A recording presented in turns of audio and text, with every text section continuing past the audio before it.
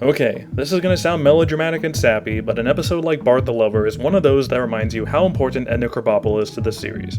She really does occupy some space that no other character does, mostly because she's the only character that can really stand up to Bart on a regular basis. And at the same time, she brings a certain level of groundedness to the series that adults can relate to. For every wacky Bart prank that amuses the kids at home, the adults are relating to this poor woman who has to put up with him. This episode is a brilliant character study of Edna Krabappel, portraying someone who is surrounded by people all day, yet is completely and utterly alone. Almost crushingly so. The whole first act is filled with scenes to underline how miserable she is. It definitely makes you want to root for her when she starts up the whole thing with the personal ad. And the episode is careful enough to portray Bart as being fairly naive and oblivious to it. He doesn't really understand the ramifications of his prank until much later, and immediately realizes how bad he messed up. This is naive Bart, not jerk-ass Bart. Sometimes when you're 10 years old, you often forget that your teacher is an actual person.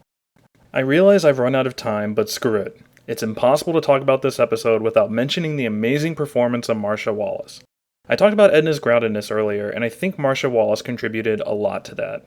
Unlike a lot of the other characters on the show, Edna Krabappel doesn't seem like a cartoon character. She actually seems like a person you could meet in real life. And that, if not for anything else, is why Bart the Lover works. So here's to you, Ms. Wallace. Thanks for giving us such a great character.